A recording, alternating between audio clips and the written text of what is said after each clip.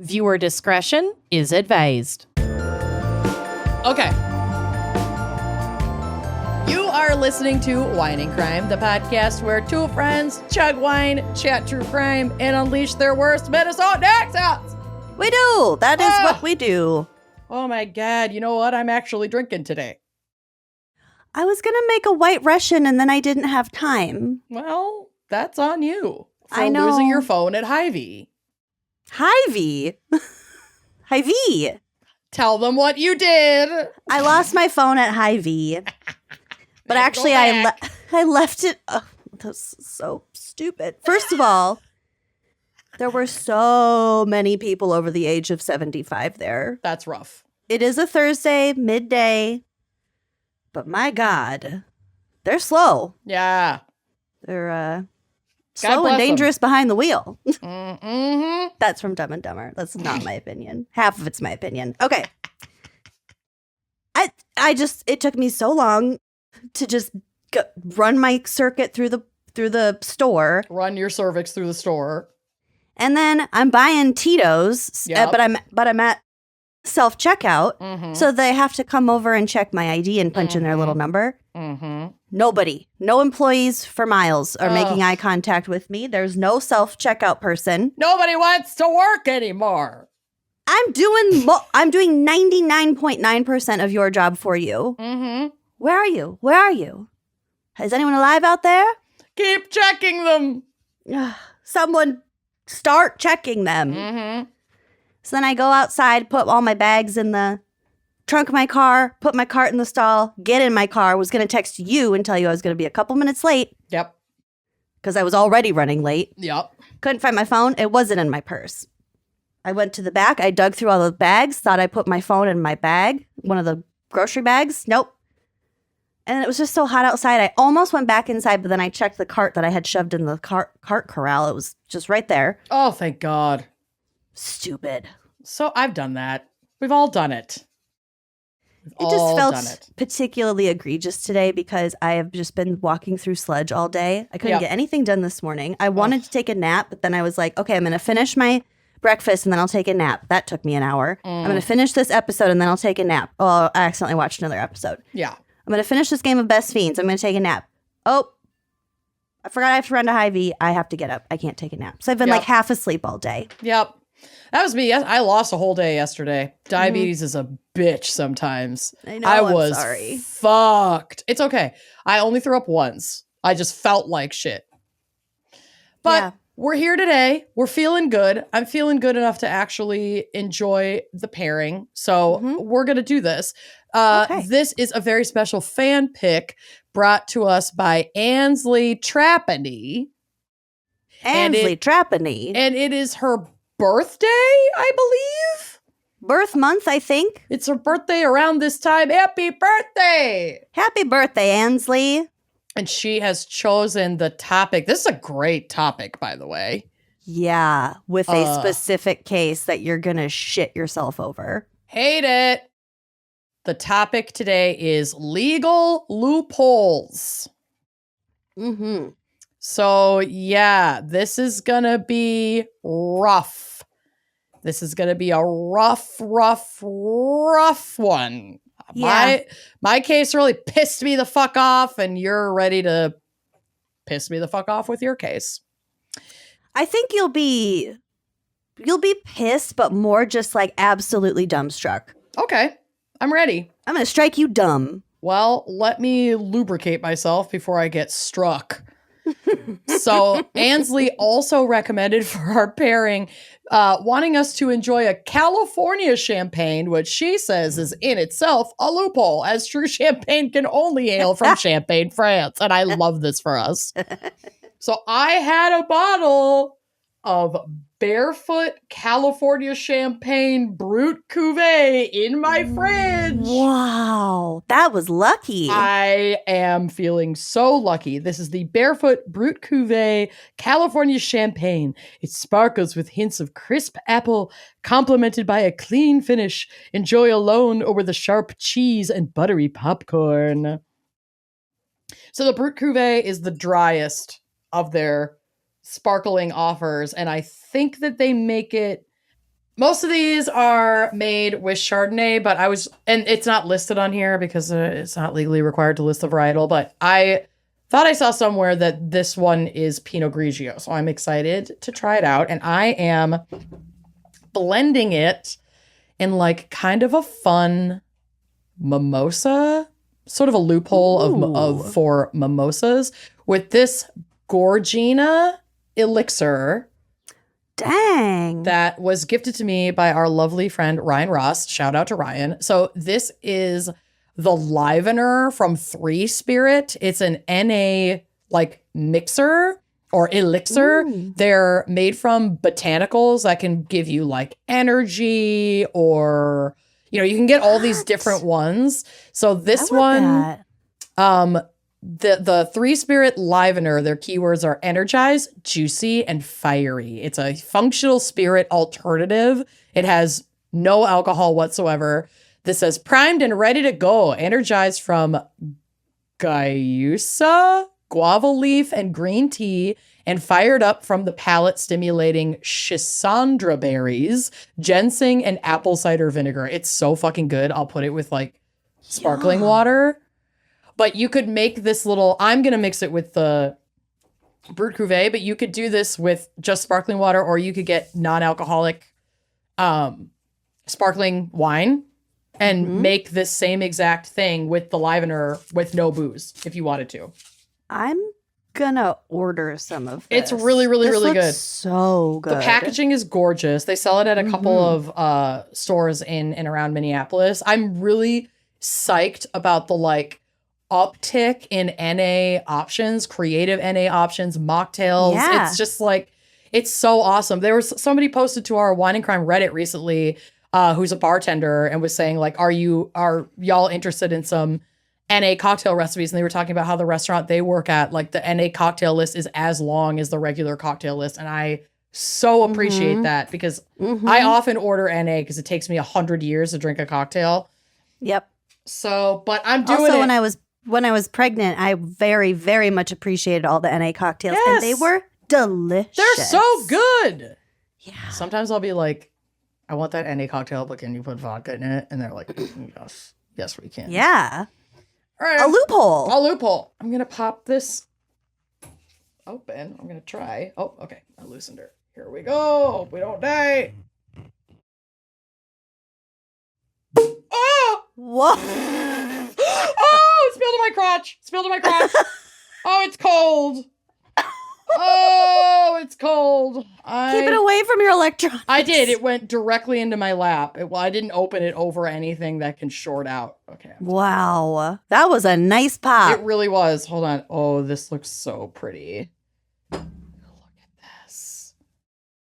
Oh my. It's perfect. Gosh. Kim, it's perfect.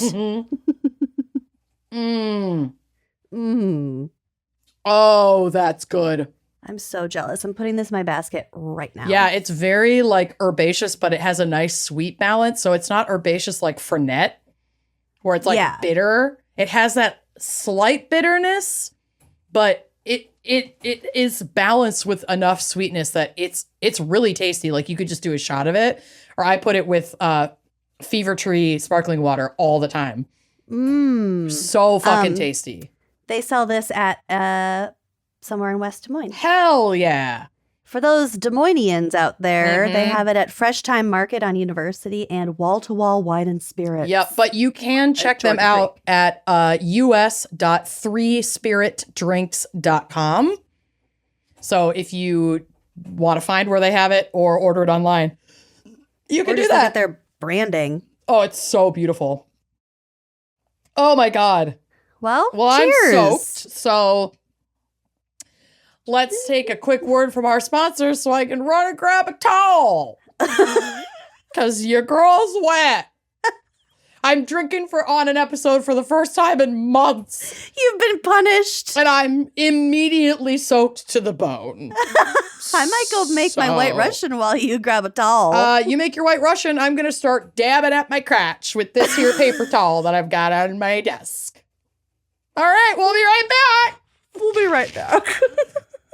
Once the temps start rising, you realize you're back in the same worn out rotation. I'm pulling that nasty tank top. It's like threadbare. Some shorts with questionable crotch strength. All these things you're clinging to from last season. So, join me. Give that daily uniform an upgrade with Quince. Their pieces are easy. They're elevated. They are timeless. They'll make you feel more put together without even trying. Yeah, I had a Quince haul a couple weeks ago, and I loved this particular dress so much that I ordered 2 more in different colors. Cute. Yeah. And they just have anything that you could possibly be looking for, like 100% European linen shorts and dresses from $30. They've got luxe swimwear, Italian leather platform sandals. Their shoes are so cute. So cute. Jewelry, like they have everything. And the best part, everything with Quince is priced 50 to 80% less than what you'd find at similar brands. By working directly with top artisans and cutting out the middlemen, Quince gives you luxury without the markup. This European linen is nothing it's to exquisite. shake a stick at. It washes so well. It washes well. It travels well. Even if it's rumpled, it looks excellent. And the price points on the linen short, I got some high-rise linen shorts, high-waisted linen shorts. Oh, my God. I love traveling with linen because it's also really easy to steam. So you could hang it at the shower, at the hotel. You can hit it with a quick steam with the hotel iron. It takes 2 seconds. It's really easy to maintain it. Excellent for travel. And Quince only works with factories that use safe, ethical, and responsible manufacturing practices and premium fabrics and finishes. So if you're worried about the mass production of it all, they've got that covered. They're ethically a good company. So treat your closet to a little summer glow up with Quince. Go to quince.com/wine for free shipping on your order and 365-day returns. That's QUINCE.com/wine to get free shipping and 365-day returns. Quince.com/wine. I'm cleaning up barf all the time. And if Oh it's my not God. human barf, it's cat barf. And those days are behind me, though, because I made a very small and easy switch to feeding them Smalls. And my kitties' tummies seem to be so much less upset. Like I'm a dramatic reduction in the vomit. Yeah, you're cleaning less puke. It's great. My cat Pepperoni is the mega puker in our household, and I'm telling you, you gotta try Smalls. Smalls cat food is protein-packed recipes made with preservative-free ingredients that you would find in your fridge. It's delivered right to your door. Your cats are gonna be eating better than you are. It's what they deserve, and that's why Cats.com named Smalls their best overall cat food. To get 35% off plus an additional 50% off your first order, head to smalls.com and use our promo code GALS for a limited time only. I'm telling ya, Pepperoni, she is loving it. Beans is the one who follows me around everywhere, but Pepperoni, I have to work a little bit harder for her love and affection. So I have been luring her to me with the Smalls licks, the little the Go-Gurts. The little Go-Gurts. She's obsessed with the tuna one, and now she is seeking me out in our household, which feels new and exciting. Smalls was started back in 2017 by a couple of guys home cooking cat food in small batches for their friends, their cat friends. God bless. I know, right? A few short years later, they've served millions of meals to cats across the United States. I am obsessed. At this point, you might be wondering, why can't I just feed my cat kibble? Honestly, you can. They have dry food and wet food at Smalls. But believe it or not, your cute kitty descended from ferocious, wild cats who hunted live prey for food, which is shocking when you see Beans' face, but still, it's true. And in terms of what works really well for your cat's gut, really hasn't changed that much. They still need fresh protein-packed meals to be at their best. And other cat food brands, they know this, but they kind of choose to put the wallet first. There's a lot of mysterious meat byproduct that's cheap. There's artificial flavoring. There's preservatives, which can like really contribute to that tummy upset that a lot of kitties have. And you can't even pronounce the names on those things. Like, if it sounds kind of gross, imagine having to eat it every day. But after switching to Smalls, 88% of cat owners reported overall health improvements. And that's a big deal. The team at Smalls is so confident that your cat will love their product that you can try it risk-free. That means they'll refund you if your cat won't eat their food. And honestly, like, do a taste test. You can put the old food next to the new food. See what they pick. They're going to pick Smalls. For a limited time only, because you are a Wine and Crime listener, you can get 35% off Smalls plus an additional 50% off your first order by using our code GALS. That's an additional 50% off when you head to smalls.com and use promo code GALS. Again, that's promo code GALS for an additional 50% off your first order plus free shipping at smalls.com. The weather's heating up, y'all, and you know I am a sweaty Betty of a sleeper. Like, in the winter, I will crack the windows when it's like 10 degrees outside. That's how hot I can get at night when I'm sleeping. And that nighttime sleep temperature has a massive impact on your sleep quality. So if you're waking up too hot or too cold, I cannot recommend enough that you check out Miracle Made's bed sheets. Miracle Made sheets are inspired by NASA and use silver-infused fabrics that are temperature regulating so you can sleep at the perfect temperature all night long. That magic silver infusion is what also makes these sheets self-cleaning. Hello. If you hate laundry as much as I do, this is a godsend. I actually got to put my Miracle Made sheets on my bed last night, and I was like doing a little happy dance. You love it. I do. You love New Sheet Day. Yes. So they're self-cleaning because they prevent up to 99.7% of bacterial growth. So they stay cleaner and fresh 3 times longer than regular sheets. So it's not going to smell kind of funky after just like, a few days. Yeah, you can do less laundry. And like Amanda said, these temperature regulating properties help you get better quality sleep. So that NASA magic makes these sheets thermoregulating and designed to keep you at the perfect temperature all night long, no matter the weather. If it's too hot, they keep you cool. If it's very cold, they'll keep you warm. So you get better sleep every single night. They're also designed for your skin because you got to stop sleeping on bacteria. It clogs your pores. It's gross. It causes breakouts. Sleep clean with Miracle. Miracle sheets are luxuriously comfortable without the high price tag of other luxury brands, and they feel as nice, if not nicer, than the sheets used by some 5-star hotels. They're so soft. They feel fancy. And on like a hot summer evening, slipping into those fresh, cool bed sheets, there's no better feeling. Yeah. So upgrade your sleep as the weather heats up. Go to trymiracle.com/gals to try Miracle Made sheets today. And whether you're buying them for yourself or as a gift for a loved one, if you order today, you can save over 40%. And if you use our promo code GALS at checkout, you'll get a free 3-piece towel set and save an extra 20%. Miracle is so confident in their product, it's backed with a 30-day money-back guarantee. So if you aren't 100% satisfied, you'll get a full refund. Upgrade your sleep with Miracle Made. Go to trymiracle.com/gals and use code GALS to claim your free 3-piece towel set and save over 40% off. Again, that's trymiracle.com/gals to treat yourself. And thank you, Miracle Made, for sponsoring this episode. All right, we're back. I'm still a little damp, but Lucy has a White Russian, so we can really I got my White Russian. Cheers now. Look at the fun colors of our cocktails. It has been too long since we got drunk on this podcast. I mean, I'm not making any promises, but this is going down pretty easy. I've already topped it off while you were gone. Perfect. You're going to see the hue of my cocktail change. I'm hoping by the end of the episode it's just clearer and clearer. Exactly. Fantastic. All right, Lucy, what do you have in store for us for Legal Loopholes? All right, well, I did write these notes about a week and a half ago, so I don't really remember exactly I love writing enough in advance, which I rarely do, to feel like I'm cold reading my own work. Yeah. Yeah. This brain doesn't retain a goddamn thing anymore. Baby, no. It's too busy doing other shit, like... Is it? Thinking about the end of the world and Real Housewives. Oh, Jesus. Yeah. Yeah. We're busy. Yeah, that.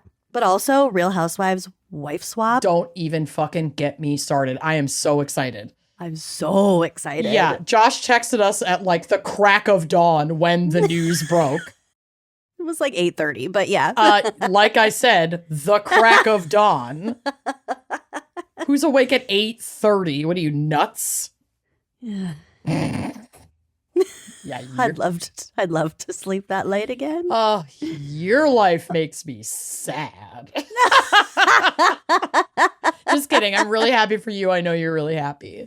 I will say having a child has made me eat more fruit because she loves fucking fruit. Yeah. We always have fruit in the house.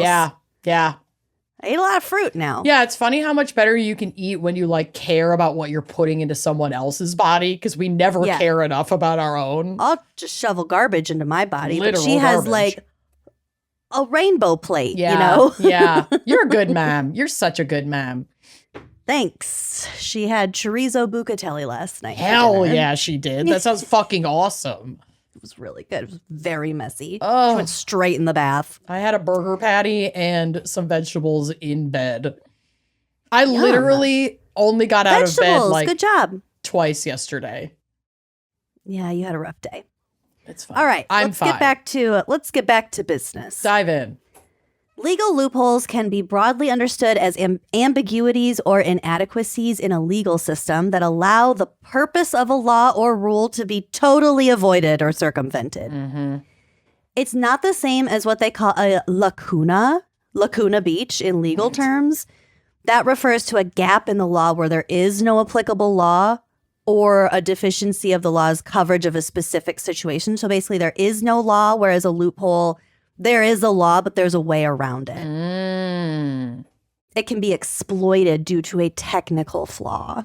When I was first researching this, was trying to find cases rooted in the legal loophole around the Oliphant decision, which essentially dictates... It's pronounced elephant. Sure. Which essentially dictates that non-native people committing crimes on tribal land can't be prosecuted by tribal police. We talked about that in the Native American or Navajo crimes. I think so, but it's so fucked up because this is like a really common thing and contributes pretty heavily to the epidemic of missing and murdered Indigenous women and girls.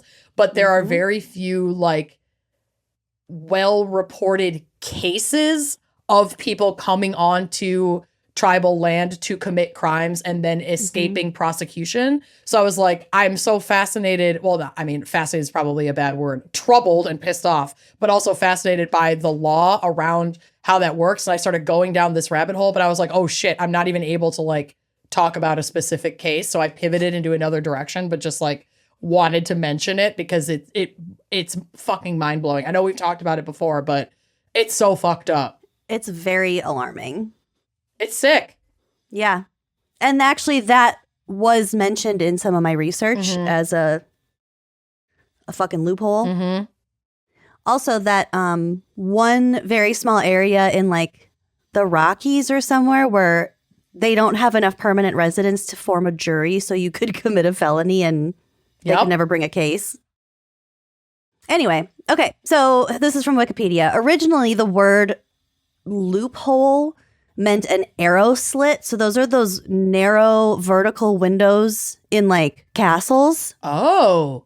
Where archers could shoot out of at their enemies. So loopholes were commonly used in U.S. forts built during the 1800s because they were located in the sally port, which is basically like the entryway, like the mudroom of a castle. Cute. Okay. So when you're entering the castle, you go through this sally port and then you enter through the main gates. So these loopholes were considered a last-ditch defense where guards could close off the inner and outer doors, trapping enemy soldiers and using small arms to fire through the slits. To fuck them up. So why do legal loopholes exist? Essentially, they happen when the text of the law and the purpose of the law don't align. Sometimes laws are very poorly written or they're not very specific. They're underspecified, or they're just not very well thought out. I feel like a lot of laws are intentionally vague to be applied in different ways. Mm-hmm. But there are strategies behind that, and there are ways to do that correctly, however sneaky it is. Mm-hmm. Usually when there's a loophole, it definitely wasn't intentionally made to be available. Exploited. It just is there to be exploited. Mm-hmm. So loopholes might apply to a specific situation without considering other situations that could apply. They're generally avoidable, but many elected officials are bad at their jobs. And also, there are many loopholes strategically sought and used in the areas of elections and politics, tax codes, the criminal justice system, security breaches, and commercial regulation. Great. So I have kind of a list of more specific examples of loopholes, or at least ambiguous rules that one can use to one's advantage in a court setting. We as true crime enthusiasts will be familiar with several of these. Yeah. Yes, many if not all. So we have the ambiguity of intent and state of mind in proving criminal charges. So you can plead insanity. You can plead, the crime of passion loophole. You can say you had intent to injure or intent to kill, or, all those things. Or if it was premeditated or not. All of that stuff is kind of flexible, if you will. Also, issues with the reliability of forensic evidence due to potential errors in collecting, handling, analysis, or interpretation. We talked a lot about that in the chain of command and in Luminol even. Yes. Like, we don't even know if the spatter on that lady's dress was blood, dressing gown. Or horseradish. Or fucking horseradish. Insane. We also have the inherent unreliability of eyewitness testimony, the potential for manipulation or hacking of digital evidence. We're seeing this at the Karen Reed trial. Yeah. Hello. Yeah. Yeah. Ineffective counsel. Also, whether or not you can afford effective counsel. That's not like a loophole, but that's definitely something to keep people under the thumb of the law. Oh, yeah. In many cases. That's like systemic classism for sure. The double jeopardy clause. What was her name in the movie? Catherine Zeta-Jones? Amy. No, the other one. Amy something. No, she has dark hair. I'm Googling it. Hey, Siri. Oh, that's better. Who starred in the film Double Jeopardy? Double Jeopardy features Tommy Lee Jones, Ashley Judd, Ashley Bruce Judd. Greenwood, Judd. and others. Thank you. Amy something? No, Ashley Judd. It's not Catherine Zeta-Jones. It's the other one. I don't know what. The other actress with dark hair of that time period. I feel like it was kind of just Ashley those two. Judd. Ashley Judd. Okay. Double jeopardy, it can be a very powerful tool when used correctly. It does not apply to mistrials. Again, Karen Reed. Yep. Jesus. Yep. It only applies to a second trial if someone has been convicted or acquitted of the same crime, usually even if new evidence is found. So they can find new evidence, and then a judge can be like, sorry. Been there, done that. They've already been acquitted or they've already been convicted. It's done. It's over. So in the case of Ashley Judd, she served her sentence for killing her husband. Yep. But he wasn't dead. He had faked his own death and framed her. And then she found him and actually killed him. In New Orleans. Go off, girl. Get him. Do it. Do it. Have you been thinking about it? Do it. I like a picture of like a beautiful field with flowers. It's like this and the day the news breaks. Yes. I follow that Threads account. The account is called like, is he dead yet? And every day they everyone knows who it's about. And every day they just post like, sadly, not today. Nope, not today. But one day that's how I'm going to find out, because I check it every day. I'm not going to say anything more right now. I'm deeply unsure of the future of the freedom of the U.S. citizens. Aren't we all? So I'm just gonna. We all know who we're talking about. Such a funny satire account. Ha ha ha ha ha. But I pray for it every day. This and the bullet didn't graze the ear. Yeah. Okay. All right. Double jeopardy. Jurisdictional issues. Okay.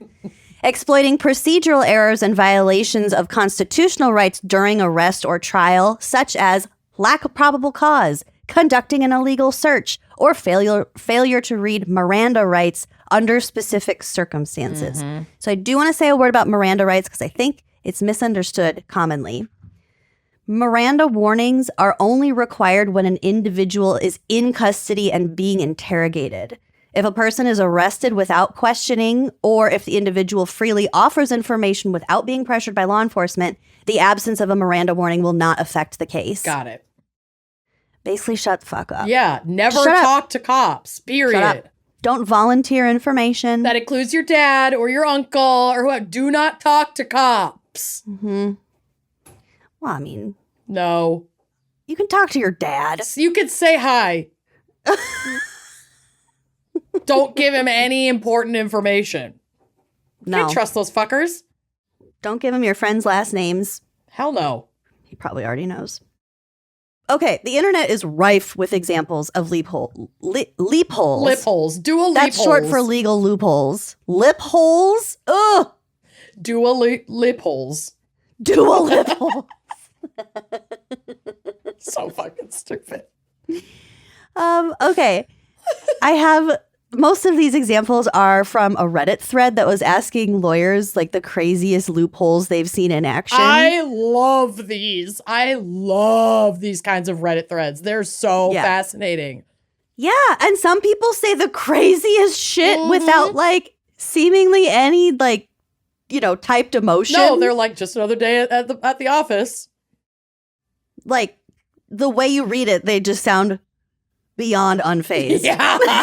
It's like the nuttiest thing you've ever heard. Mm-hmm. It will literally shatter your entire world, but that's just like casual Tuesday for some of these fuckers.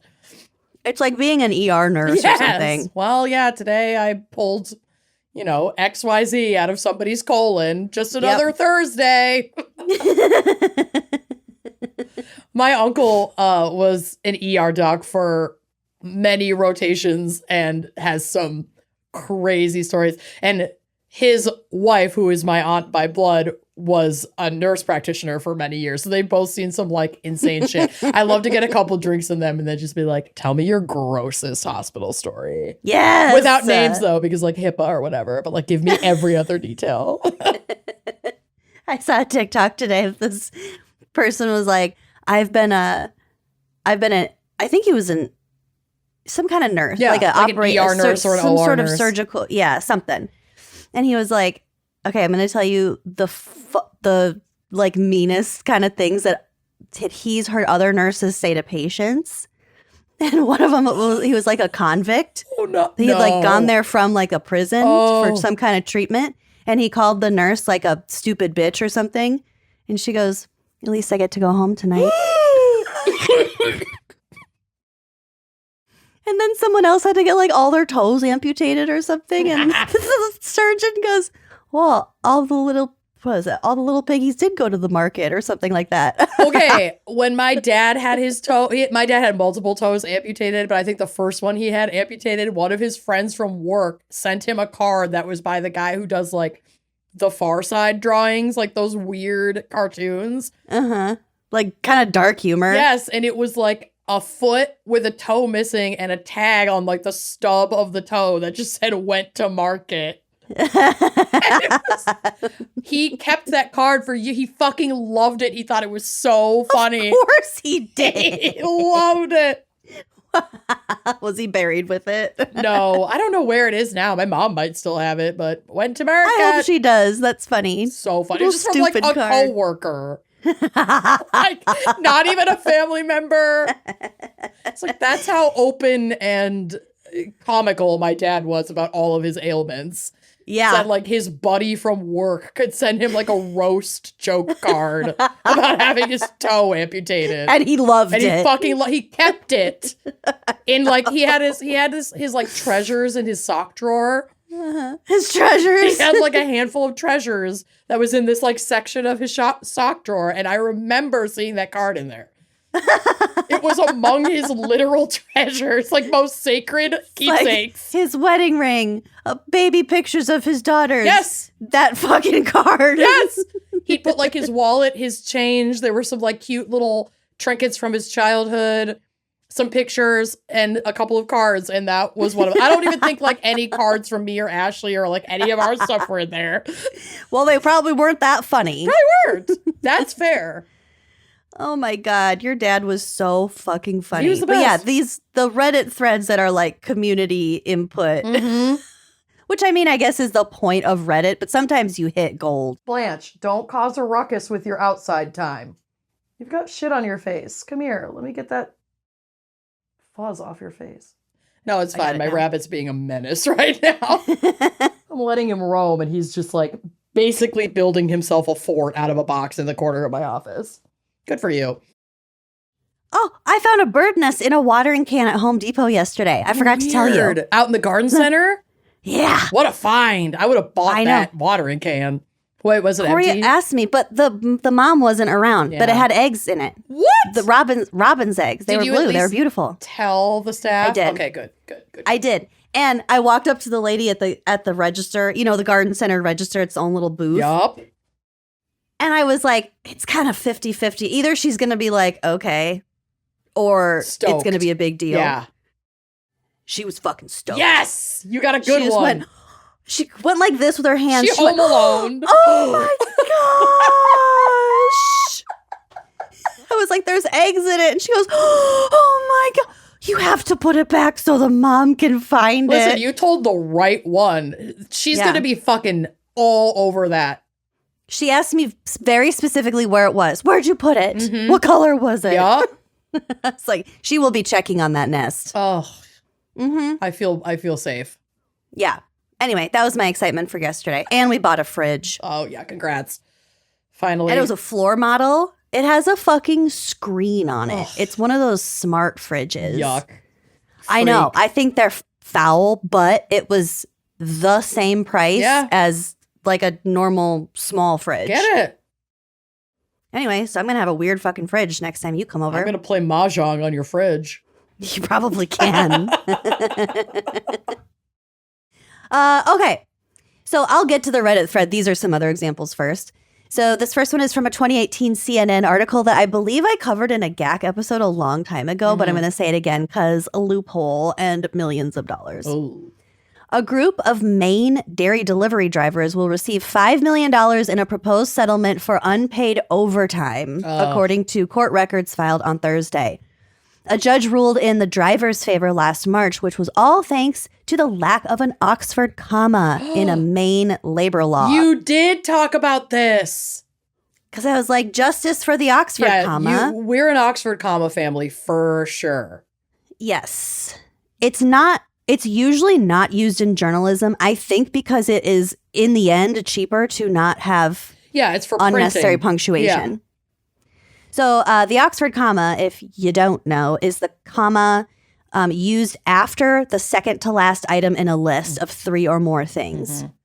So like cats, comma, dogs, comma, and birds, period. The driver's employer had claimed that they were exempt from overtime pay according to this law. Part of the law exempts certain tasks from receiving overtime compensation. So this is what the law's guidelines originally stated about exempted tasks. Okay. So try to stick with me here. So this is what's exempt from overtime. The canning, comma, processing, comma, preserving, comma, freezing, comma, drying, comma, marketing, comma, storing, comma, packing for shipment or distribution of agricultural produce, meat and fish, and perishable foods. Packing for shipment and distribution, so the drivers of, is what they're saying. Well, these are exempt. Canning, drying, packing for shipment or distribution of. Mm-hmm. So just the act of packing for those things, not the act of distribution. That's where it comes in. Got it. So without the Oxford comma, the line packing for shipment or distribution could be referring to packing and shipping as a single act. Yep. Or as two separate tasks. Yep. And that fucking matters. But puts the emphasis on the packing and not the driving, the delivering of the product. They were arguing, I'll just read this. The drivers argued that it reads as a single act because there's no comma. Packing for shipment or distribution. Yep. We weren't packing for shipment or distribution. We were distributing. We were driving. Yeah. So, since they didn't actually do any packing, they shouldn't have been exempt from overtime pay. So the circuit judge wrote, quote, specifically, if that list of exemptions used a serial comma to mark off the last of the activities that it lists, then the exemption would clearly encompass an activity that the driver performs. If they had put the comma before or distribution of, then it would have included them. But they fucking didn't. And they had a comma everywhere else. Yep. According to the court documents, the dairy, while denying any wrongdoing, believed further litigation would be protracted and expensive. So it's cheaper to just pay them their overtime. They basically settled, to prevent any more Oxford comma drama, the Maine legislature has since edited this exemption, replacing the punctuation with semicolons. Just to be ultra clear, these are separate each individual task that is exempt from overtime, which how fucking evil. An overtime exemption should not exist legally, period. I know, it's kind of fucked up. It's sick. Okay. Another example, the 2003 Toy Biz versus United States case determined that action figures were toys and not dolls because toys have a lower tariff. And because dolls are gay. And so boys play with action figures and they're not dolls. And maybe the children get 2 dolls instead of 30 dolls. Whatever the fuck he said. Okay, so the action figures were toys and not dolls because they represented, quote, non-human creatures. So this decision effectively cut the tariff rate for action figures in half, going from 12% to 6.8%. Good for them. So it made action figures a little bit cheaper for a while. Maybe not for us, but at least for the people who make them.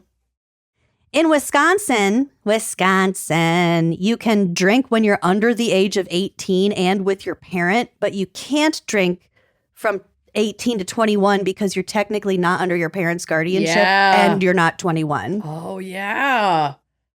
So there's a weird gap between 18 and 21 where you're not allowed to drink. 3 years, you're just fucked. Yeah. Is beer that important that they have that law? I don't actually know why they have that law. Oh, I don't know. Wisconsin's weird, man. In Colorado, if you're in prison, you can technically murder someone if they're in your cell because it's technically your dwelling and it's technically kind of a stand your ground issue. Interesting. I don't think that would apply to your cellmate because it's also their dwelling. But maybe if someone gets into your cell and you're essentially protecting your domicile. Yeah. Or if you just want to murder someone, lure them into your cell and then you can, whatever. That's like vampiric, like reverse vampire. You invite them in. You don't have to wait to be invited in. Yeah. And then you suck all their blood out. And then you just suck their blood right through their dick. Ick. Well, what if you sucked a dick so hard something popped? What if you sucked it clean off? All right, well, that's a new Reddit question. We could post that to our No Stupid Questions. Could you technically suck a dick clean off? Would you probably deglove it first? Inquiring minds want to know. Could you deglove a dick? Probably. D-dick? If you could suck that hard, I really hope you're getting money for that skill. Somehow. I hope you're being studied. Consensually. Sorry, that just came out. Yeah, well. We hope you consent to being studied if you can suck that hard, because we want to know. How? How'd you do this? You suck so much that I hope you're being studied. There are some people I feel that way about. Yeah. Okay. Oh, I liked this one. Although public nudity. Oh, speaking of public nudity, I saw the Minnesota boob thing. Yeah. Okay. That's like exciting. Yeah, but that's old news. It just got basically put into our Constitution, but that's been at least a Minneapolis law for I think since 2020, and then I think it got adopted into like the full Minnesota law. Yeah. But yeah, I feel like I remember hearing about it back when, but I just recently saw it again yesterday. But boobs are not inherently sexual. Well, they're not. So you can have your tits out wherever you want. Yeah. My neighbor and I texted that to my neighbor the other day, and I was like, she was like, let's garden topless. I was like, done, I'm in. So we might have a little topless gardening party. That'd be fun. There's so a lot fun. of stooping. You'd have a lot of swaying. Yeah, they'd be swanging. Swanging. But swanging in the breeze. As long as the gardening isn't too intense, I'm cool with it. You know I love being nude and or topless. What if your neighbor just busts out some shovels? Yeah, we're digging a trench. Shoveling topless would sound so uncomfortable. Oh, no. Any kind of like intense labor, I want to strap these puppies down. Yeah. But speaking of boobs and gardening, I have a related story, as weird as that sounds. So I have these really big Fiskars brand, they're shears. Trimmers, yeah. But the handle's really long, so you get the most like, torque when you squeeze them. So I was I was doing it like this in front of me. Mm-hmm. I was trying to get a little volunteer tree. So it was thick, so I was really cranking it. Yeah, got a crank hog. I finally pinched the tree off so the handles came all the way. I pinched my tits together like this. I've done that. It hurt. It's awful. And it scared me. Yeah. Yeah, that sucks. Anyway, speaking of tits and gardening. And gardening. Okay, although public nudity in North Carolina is illegal, it's not illegal to stand on your private property while nude. So if you're standing in your doorway naked, no one can arrest you because you're entitled to do what you want. My fucking house. I don't know why that would be specific to North Carolina, but whatever. In Kansas, the law gets even more convoluted. You could walk down a public street naked, provided that you aren't doing anything sexual. Mm-hmm. You're like just you obviously walking, couldn't have a boner. Listen to your iPod. Flaccid. Naked. Yeah. So that's kind of cool. Okay, here's the Reddit stuff. The first post says, for a period of time in my state, if you got a speeding ticket, you could have a hearing and request the radar technician to testify that the equipment had been calibrated correctly. Given that there were only 2 technicians qualified in the state, they basically never showed up, so your ticket would get thrown out. Yeah, actually, even without that radar technician request, you should just contest tickets left and right, because if the ticketing officer doesn't show up for court, in a lot of states, I know in Minnesota, your whole case could be thrown out. And they often don't show up because they don't fucking care. They don't give a shit. Yeah, that's a good point. Mm-hmm. So yeah, if you have the time. I was just going to say, it's kind of a privilege to even have the time to contest It absolutely is. It absolutely is. But if you are able to do it, then fucking do it. Because honestly, the majority of the time, the cop is not showing up. And especially if you do it like in a different state, they're not going to fucking show up. Oh, I don't think I would pay a ticket if I got it in a different state. Well, it depends. If you get a ticket, you would want to pay if you got it in Wisconsin or Minneapolis, because there's like reciprocity with Iowa, Minnesota, and Wisconsin. I went to get my license renewed years ago, and my Minnesota license wouldn't renew for me because I had an outstanding ticket in Wisconsin, and I had to clear that parking ticket. No, a driving ticket, but I don't know if it would apply to a parking ticket. But I guess I was really referring to parking tickets. Yeah, no, fuck parking tickets. Yeah. Although I did get towed for scofflaw for not paying parking tickets in my early 20s. But, fuck parking tickets. I stand on that. You're an actual scofflaw. Yes, I scoffed at the law. They took and my the law car, won. And the law won. And I paid a lot of money. But for a while, I was just wilding. I scoffed the law And the law won. Okay, a local cop got charged for... Oh, I love this. A local cop got charged for catching the wrong size fish. So the fish was like too big. So basically it was poaching. But he lied to the game officer in his statement. And they measured. Got mad and found out. So that meant that all prior convictions that relied on his testimony became easy appeal cases. You know what? He lied to another law enforcement officer, the game warden. Yep. So he was like, what else have you lied about? Uh-huh. Isn't that incredible? That is incredible. And I am glad that they took it that far. Yep. Mm-hmm. Because we should be holding police officers, enforcers of the law, to a higher standard of ethics and honesty in all things. Yep. And yet people who are cops tend to be some of the worst people in the fucking world. Yeah, well, that's why they become cops. Okay. This person said, still in law school, but I'm amazed at how few loopholes there are. I'm always on the lookout, but there's usually some catch-all, some provision, some exception, some countervailing doctrine that prevents it. The closest thing I found to a clear loophole is that some items are exempted from the list. Oh, God. So, another exemption list. Some items are exempted from the list of what can be seized to satisfy a judgment against you, but they don't specify a maximum value. Oh. So, for example, under New York's CPLR 5205, even though exempt books can't exceed $500 in value, religious texts have no such limit. So theoretically, you can invest all of your money in expensive, rare Bibles, and they could not take them from you. So you can hold on to that asset. Yeah, that's good to know. Also in New York, a charge for carrying a firearm was dropped because the person who was carrying it had removed the firing pin, making the weapon inoperable at the time of the charge. It's like you just had this useless thing. You couldn't couldn't have fire even it. used it. Yeah.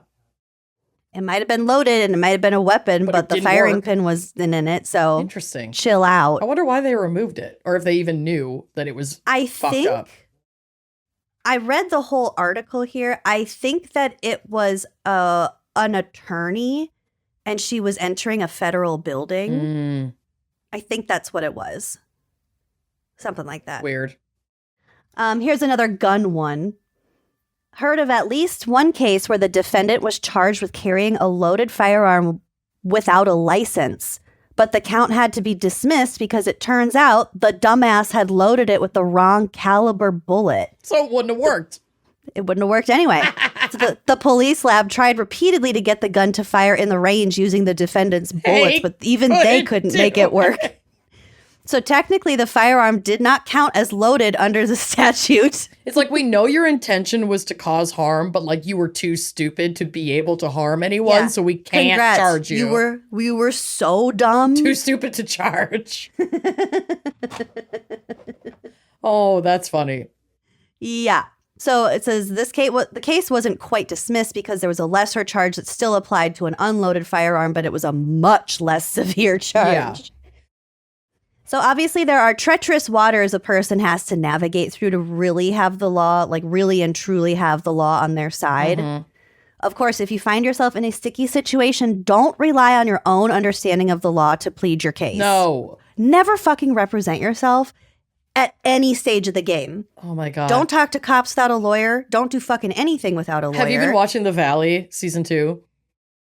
Yes, but I don't think I'm caught up yet. Well, every time Jesse, who is getting divorced from Michelle, he's such a piece. I mean, all of them are I know. a mess. But every time he talks about how lucky he is that he's representing himself so that he doesn't get the legal charges every time lawyers on Michelle's side, like, email him. And then Michelle's getting pissed. She's like, some of these things you can just text me about, but he's insisting that it all go through the lawyer because he knows I'm going to get charged. And he's representing himself. So he doesn't have to bill himself for the hours of responding to those emails. I'm like, That's I fucking hate him. Masterful. It is, but I hope it bites him in the ass because he does. I mean, they both suck. They're both fucking assholes. Yeah. But, you know. But I'm not entertained. It's just good TV. Mm-hmm. Okay, so consult a lawyer or public defender who will undoubtedly know more about the legal landscape and hopefully find laws and precedents to get you out of trouble or keep you out of trouble. There are very real consequences to believing in certain legal loopholes that don't actually exist. For example, the belief that you have the right to resist an unlawful arrest. While this may have been true historically, most modern courts prohibit resisting arrest regardless of its lawfulness. So fucked up. As it can create a dangerous situation and lead to additional criminal charges. Yeah, I know it can create a dangerous situation, but like the outcome of being wrongfully arrested and I don't know, in some cases sent to El Deported. Salvador. I know. Like I know. Where and do you want to fight for your life? Here against the fucking ICE agent or cop trying to kidnap you illegally, or in El Salvador in prison? the real problem, the real illegality, the glaring it's not illegal. It's illegal. They're not dressed like cops. They have no ID. They're dressed all in black with masks. Unmarked vehicles. They're kidnappers. They are fucking kidnappers. Those are kidnappers. Yeah. There's no indication that they're any kind of law enforcement. So, of course, these people should have the right to fucking shoot them on sight. Yeah, and actually, there have been cases won where plainclothes officers have descended on a home or the wrong home. I'm not necessarily talking about Breonna Taylor's case, but other cases where people in defense of their personhood and their property, thinking that somebody was breaking and entering into their home, protected themselves. What's the difference? We don't fucking know. Yeah. Yeah. So fucked. Yeah. It's so fucked. Also, there's no such thing as going with the flow of traffic in defense of speeding. A lot of people think that Everybody else just was going speeding. with the flow of traffic, you can still get a speeding ticket. You sure can. It's about who they can catch, not like who you're following. If you're an easy target, they're going to get you. Also, citizens' arrest laws vary by jurisdiction, so be very confident of the laws in your area before you go arresting someone. How about don't go arresting anyone? How about mind your fucking it's so business? Stupid. Yeah. I can't think of a situation where that would be inappropriate. A citizen's arrest? It doesn't feel like a good risk to take. No. Okay. All right. I have a case for us today. We have not covered it on this show, but it has been covered by many other podcasts. So you may have heard of this story. I had heard of it in just like a little snippet, clickbaity kind of way. Okay. But it's fun. It's really brutal. Okay. Blanket trigger warning. Great. So we're in Paris. It's 1981. What a time and place to be alive. 25-year-old Renee Hardevant was studying literature at the Sorbonne Academy in Paris. Renee was Dutch. Okay. There were many international students at the school, and one of her classmates was 32-year-old Issei Sagawa. He was Japanese. Sagawa had moved to France to pursue a PhD in literature at the Sorbonne in 1977. The two students met in May of 1981, I think in one of their literature classes. On June 1st, 1981, Sagawa invited Renee to his apartment where he served her a meal of sukiyaki, which of course I had to Google. It's a Japanese, it's kind of like a comfort food. It's got slow cooked beef and tofu and vegetables in like a rich, savory hot pot. Yum. It sounds so that good. Sounds so fucking good. Mm-hmm. I have a feeling this guy's going to end up like being evil just because of the way that these stories usually pan out, but that sounds delicious. Yeah. It must have been a good cook, I guess. Mm-hmm. But yeah, he's evil. So they had dinner together and they went their separate ways. 10 days later, Sagawa again invited Renee to his apartment under the pretext of having her help him translate some poetry for a class assignment. Okay. Another source said that he wanted her to record some German poetry, and yet another source suggested that at one point he propositioned her for sex and she rebuffed him. Mm-hmm. All of these things could be true, sure. But I don't really know the exact context of her visit on this day. Okay. Sagawa has said since that while residing in Paris, quote, almost every night I would bring a prostitute home and then try to shoot them, but for some reason my fingers froze up and I couldn't pull the trigger. Almost every night? That's what he said later about this time in his life. Bro, go to therapy. Men will do anything but go to therapy. Yeah, seriously. Including what happens next. Renee did go to his apartment on that night, June 11th. Renee was sitting at a desk in his apartment with her back turned to him when he approached her with a small caliber rifle and shot her in the back of the neck, which killed her immediately. Oh my God. Sagawa later said that he fainted after the shock of shooting her, but awoke with the realization that he had to carry out his plan. Like, well, there's no going back now. Yeah, I gotta cover this up and get away with it. He has to carry out his plan. So he had sex with her body. No. And got frustrated that his teeth weren't sharp enough to break her skin. So he left his apartment and went and bought a butcher knife. Bro has soft ass teeth. Bro has soft teeth and no knife in your apartment? How dare you say that to me? You know I have soft teeth. You just made sukiyaki.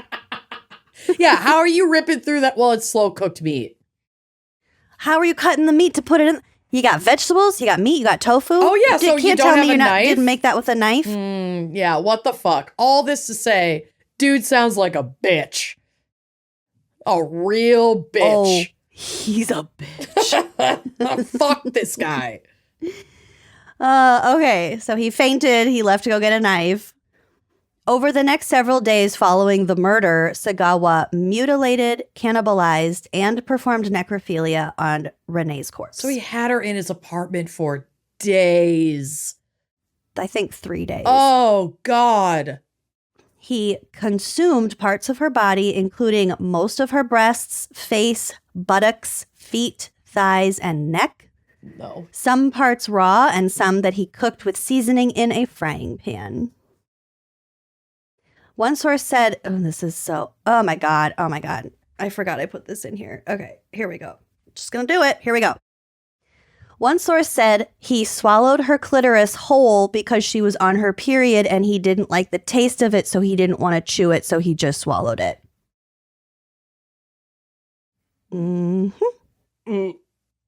What? Sometimes I find details that I shouldn't put in my notes. Oh, it's our job. It's our job. That's what happened, I guess. Holy shit, that is But like, dark. You can't make this shit up. I mean, it's very, very graphic and very detailed, and it's Very sick. very detailed Yeah. for a very specific reason, which we'll fucking get to. Mm-hmm. He also saved other parts in his refrigerator and took photographs of her body at each stage of consumption. Ew, so he was He was documenting. making his scrapbook, Mm-hmm. getting his memories in order. Yep. Mm-hmm. As it turns out, Sagawa had planned to kill and eat Renee, having selected her for her health and beauty, characteristics he felt he lacked. So remember, she's Dutch. She's a beautiful specimen of a woman.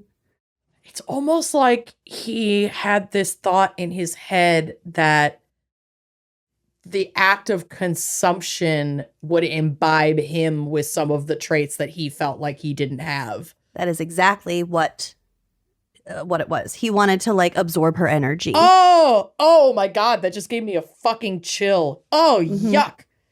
So here's a little bit more about him physically. He had been born with some serious health issues. He was a preemie. He was very early. So he was really small. And he also had a problem with his small intestine. There was something about his fingers, like his hands were a little bit deformed also. As an adult, he considered himself weak, ugly, and small. He was a short king. He was 4'9". Doesn't excuse his behavior. No. And I mean, we can balk at the societal structure that allowed for this man to suffer under his own insecurity without absolving him of what he fucking did to, you know, quote unquote, heal those insecurities. He's just fucking nuts. Some people are already sick and unwell, coupled with a world that does not care for humanity. It's a bad fucking combination. This is a very bad combination. So while he was studying in Tokyo years before this, like 8 years prior, so he's 24 and in Tokyo at a university, he saw a tall German woman and followed her home. And then later that night, he broke into her apartment while she was sleeping. His plan was to cut off pieces of her buttocks and like sneak off with them to eat them. But she woke up and thwarted the attack. And I like to think that she beat his fucking ass. I mean, however she did it, thank God she got away. Knowing what, and this is after what he had already done or before? This was before. This was like 8 years Part before. of the escalation history. Yes. Okay. He was accused of rape. I didn't find anything that said that he actually sexually assaulted her or attempted. I mean, whatever the fuck he was doing. He attempted to cut her butt off. I think anybody could call that sexual assault or just any kind of fucking assault you want to call that. If somebody's coming from my ass, I'm giving you all the charges. All the charges. I know. This thing is sacred. He tried to cut her butt off. He tried to cut off her butt. Stop. It's not funny. What? No, what the fuck? No. I can't process any of this. What are you talking about? We haven't even gotten to the worst What? parts yet. I mean, it's bad. It's bad. It's all bad. Okay. So he was accused of rape, and his family was really fucking rich. So his rich dad just paid off the victim. So this never came out. Fuck you. Okay, your family's all rich. How about, let me float an idea here for you, sir. Plastic surgery. You could change how you look anytime with access to wealth. You don't have to eat a woman. Yeah. Yeah. Okay. Renee, the victim in Paris, was 5'10". He said he wanted to, like I said, absorb her energy. And he said in a later interview, quote, I wanted to know the taste of human flesh, the young, beautiful girl's flesh. Just one bite of the hips.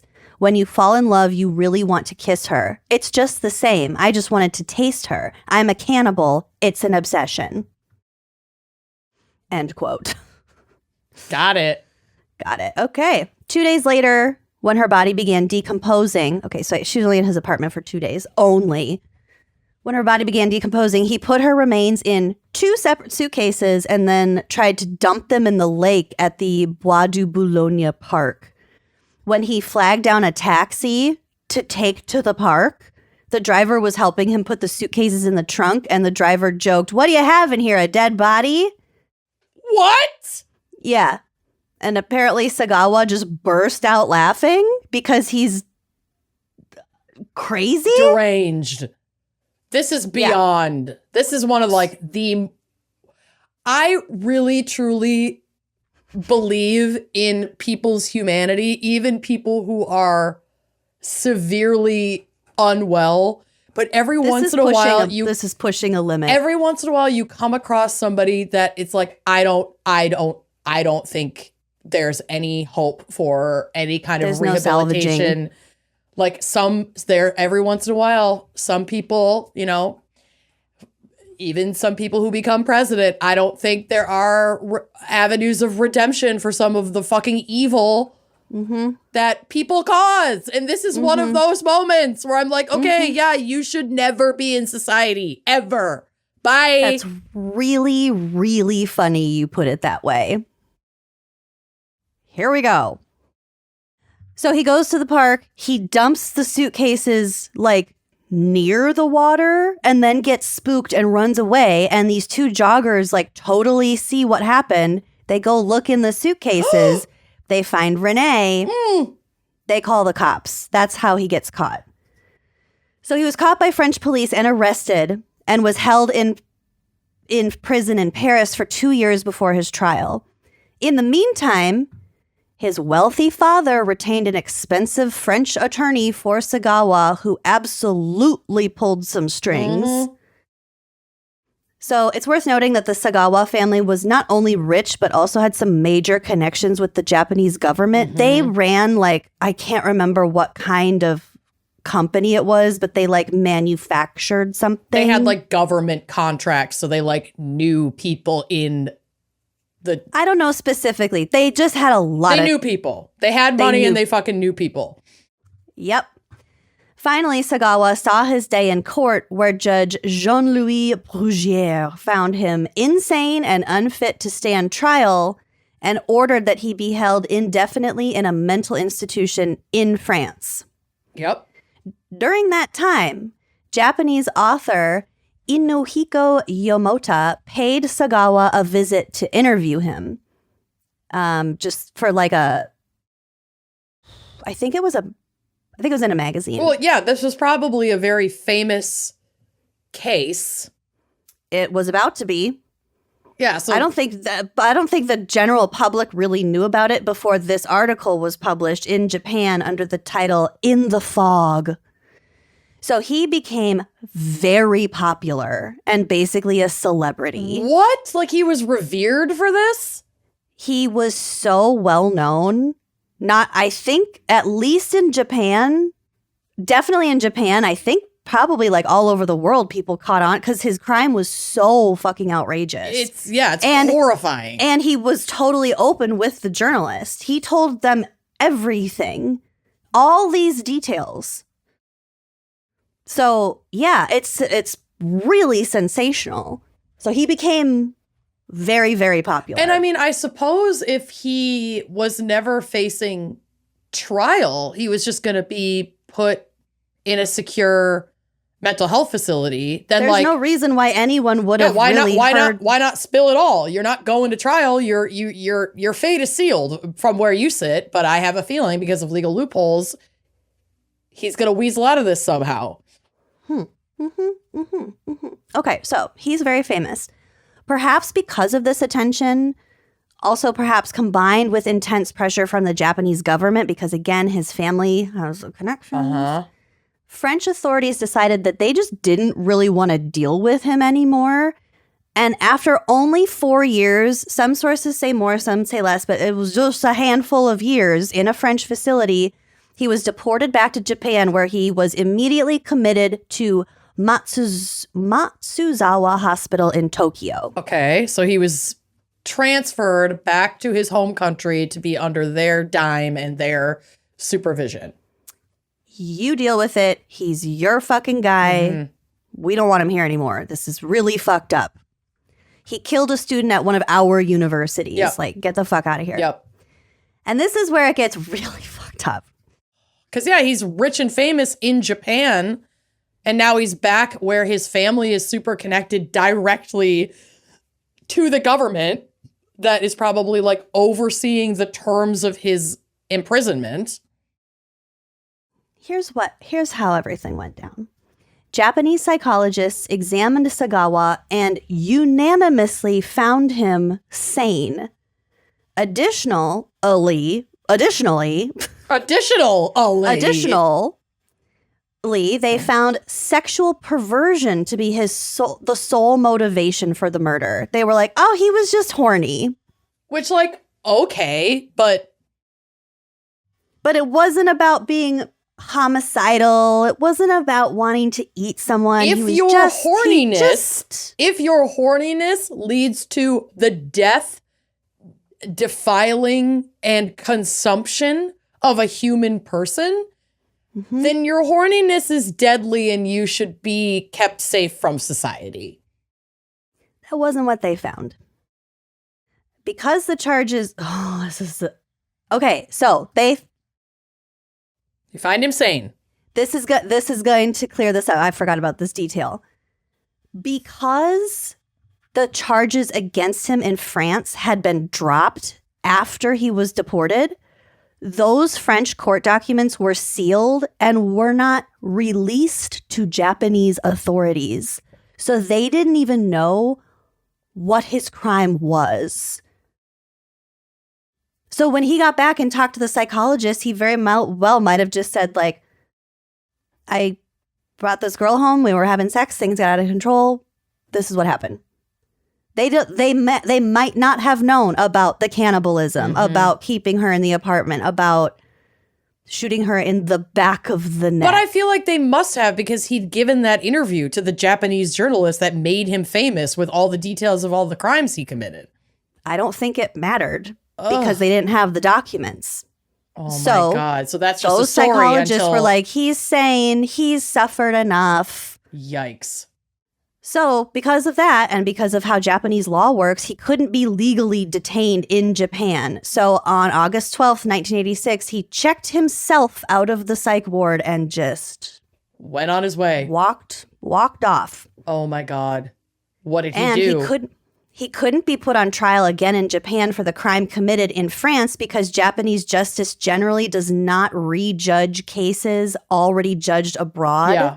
Just for diplomatic reasons. I think that's pretty respecting common. The verdicts of foreign courts. I mean, if an American expat commits a crime in another country and serves time in another country, and then those charges are dropped and they're deported back to their home country, the U.S. justice system, unless they like really fucking want something from you, unless it's like a financial crime that they could fucking profit from, is probably not going to come after you. And in the eyes of the law, you did your time. Your charges have been dropped in that country. Well, the crime was committed in another country. Exactly. You literally don't have the jurisdiction to do this. Yeah. So why? So I'm mad at France for letting him go back. And I'm mad at Japan for not keeping... I'm mad at France and the Japan. Public safe. Yeah. So between 1986 and 1997... Sagawa was frequently invited to be a guest speaker and commentator on like TV shows and shit. He wrote some books. And this is the cherry on top. He was also a fucking food critic. He was a restaurant critic. Can you fucking ew deal? Ew, dude. No. No. After the whole country knew what he did, according to that article. Oh my God. I think it was kind of a tongue-in-cheek thing. No, don't say tongue-in-cheek. He's eaten those things. No. Oh my God. Yeah. Oh my God. Wait. Oh my God. Yeah. Fucking ew. Yeah. Oh, I feel sick. Uh-huh.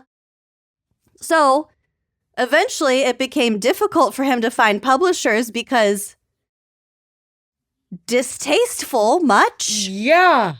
Not to use that word necessarily, but dude. Sagawa was nearly accepted by a French language school because its manager was impressed by his courage in using his real name. No! He's like, wow, you're brave for actually applying to this job when everyone knows who the fuck you are.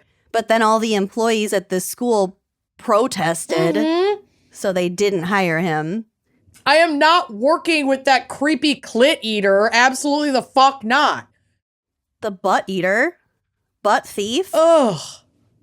So his parents eventually died. He ended up on welfare. In an interview with Vice magazine in 2011, Sagawa said that being forced to make a living while being known as a murderer and a cannibal was a terrible punishment. Oh, I'm sure it was awful. Yeah. You were like a talking head and food critic for years. And I have a feeling him ending up on welfare is more reflective of how he managed his money and his fame. He probably could have been fine if you had just fucking fucked off, chilled out, faded into the background, inherited your family's wealth or whatever your little fucking inheritance or whatever was, and had just gone away. But he's just so insecure about everything. This was the best thing ever. He's not in prison. He's back in Japan. He's famous. Yeah, but he's poor, so that's his punishment. Perplexing, but yeah. I mean, it's not that perplexing that he's famous, because think about, like, that's very common in the West. It's people committing these heinous crimes. I mean, the whole, like, other countries that obviously much more rarely than in the United States, where we have mass shootings like every fucking day, but other countries where people commit heinous crimes like this won't even publish the name of the perpetrator because they do not want to give them the attention. And I think that's fucking brilliant. Obviously, I know a lot of outlets are starting to do that here, but also it's not like you can't find out because most outlets are publishing that shit. No, but it doesn't surprise me that he got famous for his crimes. I mean, we see that happen with vile criminal people all the fucking time. We have a true crime podcast. I know, but this is just so straightforward. Yeah, no, it's really so fucked up. Brutal. And he's out walking free. I don't know. It's fucking nuts. It's really nuts. Anyway, this fucker died in November 2021 of pneumonia. His body was not mutilated, raped, or eaten. So you considering yourself having a terrible punishment, you can fuck off. Mm-hmm. So anyway, that is the really tragic story of Renee Hardvelt and that fucker whose name I don't even want to say again. That was nuts. That was a fan pick. Thanks. Thanks. Of course it was a fan pick. Thank you so much, Ansley. Also, I have some photos which will be on the blog. One of them should not be posted. So, Andrea, it's labeled graphic. Don't post that one. But Amanda, if you want to look at it. You can have nightmares tonight. Oh my God. Oh my God. Yeah. No, you can't post this. Nope. Let's just say it is the forensic team unpacking the suitcase.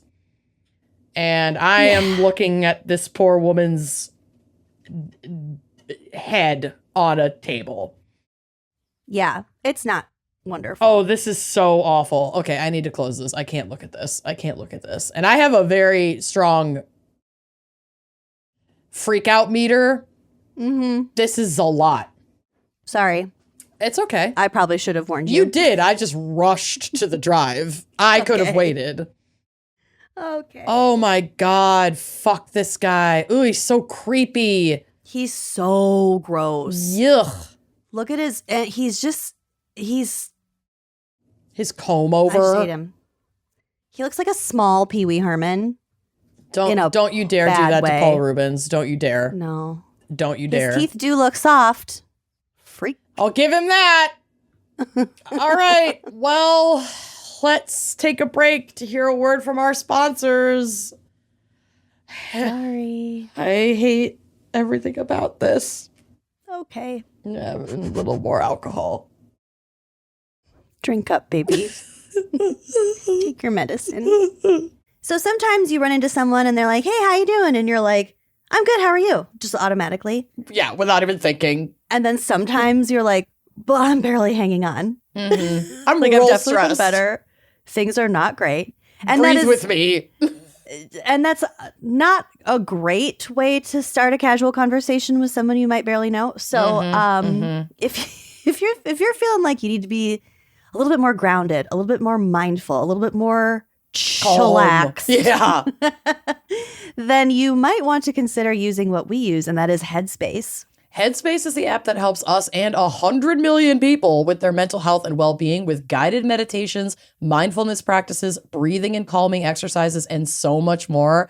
Honestly, I am a chronic anxiety girly, and this is really helpful to reduce stress. It helps boost your mood, and it helps you sleep better. Headspace combines scientifically proven benefits of meditation and mindfulness with modern practices, and you learn from experienced meditation teachers. So if you've always been curious about meditation and mindfulness practices, but you don't know where to start, this is the app for you. The app has customized, personalized approaches to help you navigate through all of life's moments, big and small. And like I said, if you're a total newbie or maybe you've been meditating for years, there's always content for what you're going through. Whenever I use it, it honestly feels so customized and it's just exactly what I need in that moment. And if you're short on time, like many of us are, Headspace has these quick on-the-go programs. These are my favorite. I love those. They're so easy to use and they can help you get into the right headspace in just a few minutes. So maybe you're about to do a big presentation. Maybe you're about to go on stage live in front of a bunch of people. Hey, on-the-go program. Plus, with over 1,000 hours of mindfulness exercises, it's got the most complete meditation library that I've seen, so I could always find something that works for me. Feel good and mean it when you say it. For a limited time, get Headspace free for 60 days. Go to headspace.com/winecrime. That's HEADSPACE.com/winecrime to unlock all of Headspace for free for 60 days. Headspace.com/winecrime. This episode of Wine and Crime is brought to you by Wild Grain, my girl, my bestie, my savior. Yeah. Wild Grain is the first bake from frozen subscription box for artisanal breads, pastries, and pastas. Wild Grain's boxes are fully customizable to your taste and dietary restrictions. So in addition to their classic variety box, they recently launched a new gluten-free box and a plant-based box that's 100% vegan. Best of all, they take the hassle out of baking since all items bake from frozen in 25 minutes or less with no mess or cleanup. I know I've said this before about Wild Grain, but their chocolate chip cookies. Oh my God, they're so good. If you're craving a chocolate chip cookie, you can just pull a chocolate chip cookie out of the freezer and put it directly into the oven. And, 16 to 18 minutes later, you have a perfectly hot, fresh baked cookie. Chocolate chip cookie. I know. It's genius. It's magic. It's magic. So are you ready to bring all your favorite carbs right to your doorstep? Be sure to check out Wild Grain so you can begin building your own box of artisanal breads, pastas, and pastries and cookies. For a limited time, Wild Grain is offering our listeners $30 off the first box plus free croissants in every box when you go to wildgrain.com/gals to start your subscription. You heard me. Free croissants in every box and $30 off your first box when you go to wildgrain.com/gals. That's wildgrain.com/gals, or you can use promo code gals at checkout.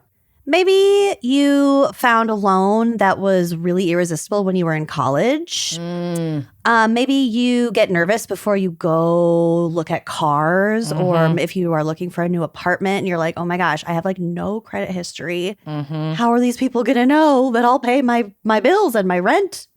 On time, yeah. If your credit isn't perfect, it can totally seem like the system is built to make you fail. And even if you're responsible with money, bad credit can keep you from moving forward, getting a house, getting a car, renting an apartment, all of those goals. And that's where Kickoff comes in. Kickoff gives you the smartest tools to build real credit real fast. You sign up without a credit check, and Kickoff's monthly plans start targeting key credit factors in the background. So that means you're going to see real results before you know it.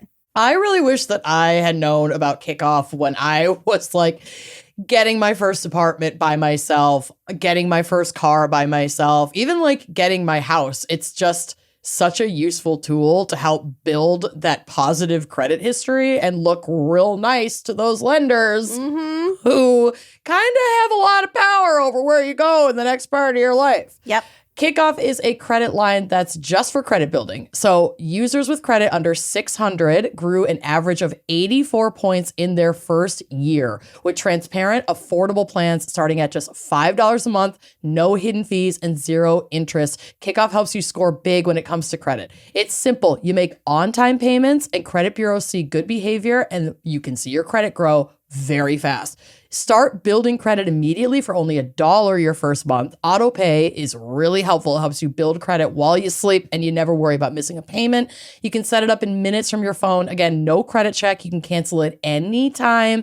And with over 1 million users and hundreds of thousands of positive reviews, there's a reason why Kickoff is the #1 credit builder on the App Store. Start building credit with Kickoff today, and you can get your first month for as little as $1. That's 80% off the normal price when you go to getkickoff.com/gals today. That's kickoff without the C. getkickoff.com/gals. Must sign up via getkickoff.com/gals to activate offer. Offer applies to new Kickoff customers first month only. Subject to approval. Offer subject to change. Average first year credit score impact of plus 84 points. Vantage score 3.0 between January 2023 and January 2024 for Kickoff credit account users who started with a score below 600, who paid on time, and who had no delinquencies or collections added to their credit profile during the period. Late payments may negatively impact your credit score. Individual results may vary. All right, we're back. We're not okay, but we're going to dive into my case today. And warning, ladies, this shit is about to piss you off. Again? Why is it such a ragey episode? Well, it's Legal Loopholes. Of course it's going to be a ragey episode. It's true. And it's a fan pick. Yeah. Well, mine's not a fan pick, but the topic is the fan pick topic. You did the fan pick case, so that's her fault. This one's my fault. Today, we're looking at a case out of Peabody, Massachusetts, involving a man with a long history of sex crimes. Oh, good. A tragic death, a controversial release, and a loophole in the state's sex offender registry law. There are multiple loopholes in this case, and it is just egregious act after egregious act. Okay. So the offender in question is a man named Mark Papamechail, a man... Papamechail. A man who... I do kind of like how that rolls off the tongue. Yeah, but he's fucking terrible. So I know. That'll be the only good thing about him. This is a man who has been convicted of rape at least 3 times. Convicted at least 3 times. Oh, my God. Each time he was released from jail, and then the final time that he was released from jail, which we're about to get to, this sparked fear among victims and raised serious questions about public safety and the laws allegedly designed to protect us. So Mark Papamechail, who is by now in his late 50s, early 60s, he has a criminal record dating back to at least 1981. So now, like now? Now. He's out. He's in his 60s. He's doing his thing. Oh, God. He's been a convicted sex offender for more than 30 years. In 1986 and 1994, he was convicted of indecent assault and battery on a minor. In 1991 and 1997, he was convicted on rape charges. He has been convicted of rape twice, according to several sources, but as we know, conviction does not reflect the number of assaults. Not by a long shot. Sure doesn't. So beyond these convictions, Papamechail has faced other accusations. In 2014, a woman named Janine Dunphy says Papamechail raped her after they met through an online dating site. Jesus. Dunphy alleges the incident occurred at his home after they met on Plenty of Fish. She described a violent encounter where he allegedly threw her across the room before raping her. Oh, my God. So she pressed charges and went to trial. And a jury found him not guilty in 2016. Shh. Dunphy attributed... A woman's not going to go to take someone to court for rape and lie. No. Oh, my God. Dunphy attributes the verdict in part to her difficulty remembering all of the details at trial because the incident happened 2.5 years before trial.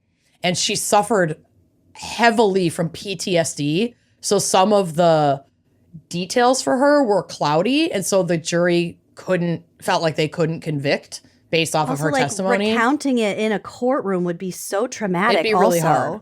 It'd be really hard. In, I guess, the only act of service that the judge really could provide after his acquittal, the judge issued Janine Dunphy a lifetime restraining order against Papamechail, where it's like, okay, we can't put him away, but I will grant this lifetime restraining order. He can never come near you. And if he does, you can have him arrested and he'll go to fucking jail. So in October of 2017... Better than nothing, but it's better than nothing. But so he's released. I don't even know if he was in jail while he was waiting for this trial. But either way, he was charged, he was not convicted, and he walked in 2016. In 2017, he was arrested again and charged with raping a 55-year-old woman named Susan DeVoe. This incident allegedly occurred at his apartment, once again, on Stevens Street in Peabody. According to court documents and police accounts, DeVoe called police from the apartment, telling them, quote, "A man is trying to rape me," and that, quote, "he's going to kill me." Oh my God. Police were called to the scene and found Papamechail and DeVoe outside of the apartment building. She reported that Papamechail woke her up demanding sex, and when she refused, he threw her against a wall and threatened her, which is the same thing that he did to the other woman. You're just throwing women around left and right. Yep. Oh, God. So this follows a pattern. She managed to break free, thank God, and call for help. Papamechail denied assaulting her and claimed that she suddenly woke up screaming. I don't know what's going on. Because he'd had so many prior convictions and charges, he was held without bail and had to... First he was arrested, and then he had to endure like a dangerousness hearing. And then... Dangerousness? Yeah, basically. It's like to determine whether you can be sent home to await trial or if you should be held. And he was held without bail after that hearing. And then the victim testified in front of a grand jury to give her very compelling testimony that moved the state to officially prosecute. So like she testified in front of a grand jury, they indicted him, and the process began to charge him and take him to trial. However, the legal situation changed dramatically when on April 27th, 2018, Susan DeVoe passed away from kidney failure before the trial had begun for her case. No. Prosecutors stated that they could no longer move forward with the case without the victim's testimony. Oh, fuck. As a result, the charges were dropped and Mark Papamechail was released from jail on what many see as a legal technicality. That's fucked. So to explain this a little bit deeper, according to legal analyst and Massachusetts School of Law Dean Michael Coyne, even though the victim may have testified before a grand jury that indicted Papamechail, admitting the grand jury testimony against him at trial would violate his Sixth Amendment right to confront his accuser. Coyne states that while it may seem problematic from a common sense standpoint, the decision to drop the charges is clearly solid ground according to the law. That fucking sucks. Yep. This means that because the victim was no longer alive to testify and be cross-examined in court, it's the cross-examination. The prosecution could not proceed, leading to Papamechail's release. Full release. Yep. And his release caused significant fear and concern. The daughter of Susan DeVoe expressed her fear for whoever encounters him next, saying, quote, "It's really, really sad that obviously we lost my mom and that this man just gets to walk free only because she passed away and she can't be here to speak freely." Oh my God. So Janine Dunphy, that woman who had accused Papamechail of rape in 2014, but she went to trial in 2016 and he was acquitted. She's also horrified after he was released and all these charges were dropped. Yeah. She said, quote, "You feel safe when he's in jail, and then when he gets out, you just wonder. I'm afraid for other women and children that he is going to do the same thing. He will get arrested again. He will do this again." She offered a stark warning, quote, "Watch out. Watch your wives, your daughters, your sisters, because he is not to be trusted." Oh my God. But the loopholes don't end here. Adding to these fears is a crucial point about Papamechail's status on the sex offender registry. Yeah, this is like, it's all so fucking egregious. While he is a registered sex offender with a long history of convictions, his name does not appear on the state's online public registry. Why not? This is due to what is being called a loophole. Papamechail was downgraded from a level 3 to a level 2 sex offender when the Massachusetts Supreme Judicial Court changed classification rules. So he had been a level 3 sex offender that had to be on the public registry, had to be announced like anytime he moved, all of that. He was level 3, but then they adjusted the requirements for each level and found that he no longer fit the level 3 offender. He was now a level 2 offender. What didn't he do? Girl, I don't know. I was like too angry to look deeper at that specific thing. Oh my God. God. His last conviction for rape occurred before the law was changed to require level 2 sex offenders' names and addresses be listed online. So even with the change that the Massachusetts Supreme Judicial Court had made, they eventually said, yeah, you might fall at a different level, but level 2s also have to register publicly. But he was reduced from a level 3 to a level 2 before they came back and said, okay, level 2s also have to be in the online public registry. So his name isn't in there. So his name isn't in there. Because of this, under the law applicable to him, his name does not have to appear on the website because he was downgraded just before the adjusted law requirements for the public registry. It was just a total timing thing. He got downgraded. So they hadn't quite changed the law to make sure that level 2s are also in the public registry. And then by the time they changed it, he had already been downgraded to a level 2 that didn't need to put their name on the public registry. So he just snuck in on this weird in-between time. And that woman dying, also a fucking timing thing. Yep. This loophole affects many others. An I-team investigation found that there are thousands of level 2 offenders whose names are hidden from the public. The Sex Offender Registry Board stated that they had 6,002 level 2 offenders, but only 902 names were on the public website, leaving over 5,000 names not publicly searchable online. Oh my God. And I think that might just be for Massachusetts. I don't even know if that's necessarily the entire country. There's a lot of sex offenders. I'm going to Google how many sex offenders in the U.S. Oh, I don't think you're going to like this number. I'm sure I'm not. It's what? Hundreds of thousands? Registered sex offenders, almost 800,000. That's what I'm saying. I think then that confirms it. This is only this case is in Massachusetts. Most of the information I looked at was about the Massachusetts sex offender laws. So these numbers, these 6,902 whatever numbers, are only Massachusetts. That confirms it. Jesus fucking Christ. I know.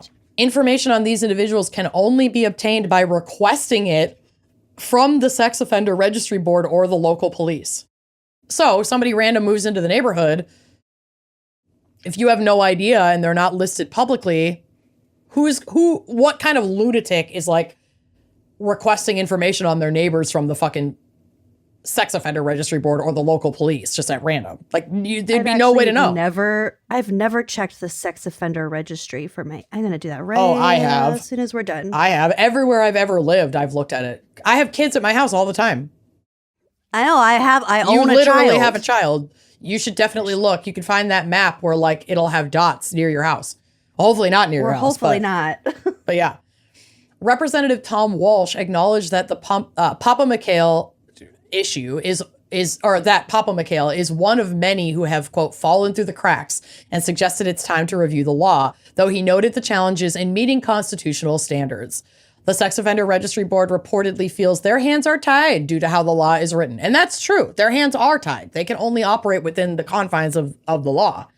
Of a Peabody, Massachusetts police did confirm that Papamechail re-registered at their station following his release for the 2018 trial where Susan died. But other than that, like, yeah, he re-registered, but if he doesn't have to be on the public registry because of that, like, he is a registered sex offender. You just can't find his name in the public online record. You would have to request specifically his status. What is the fucking point of having it if you have to specifically request? I know. It's ridiculous. Because that's the whole point. Well, that feels to me like, yeah, it feels pointless. Like, if it's a secret, then there aren't repercussions for people who commit these crimes. And the onus is on you to check that kind of shit out, to even be aware. Yeah. Who is that protecting? I don't know. And, obviously I'm an empathetic person. I want to believe that people can be rehabilitated if there are certain programs where, a very secure level of safety can be established to get off of the offender registry website. Okay, I would be open to that. But, I'm not saying you should be, and often people who are sex offenders are the victims of sex crimes themselves. That's like how, I understand that there is humanity here to hold, and public safety is fucking important, and this information is important for people to have. Yeah. So this has broader consequences connected to Papamechail's pattern of meeting women via online dating sites like Tinder and Plenty of Fish, as these sites, if they cross-check at all, which many do not, can only cross-check for public registries that they have access to. So if an offender is not listed publicly but is a registered offender, an app would have no way of knowing that. They don't do background checks to join Tinder.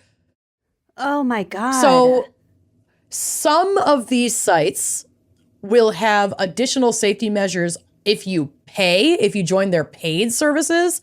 Oh, it's a premium thing. Yep, but the free versions of popular dating apps do next to zero due diligence to protect users from offenders. So this next portion I'm going to read is an excerpt from an article in The Cut, and it gave me fucking chills.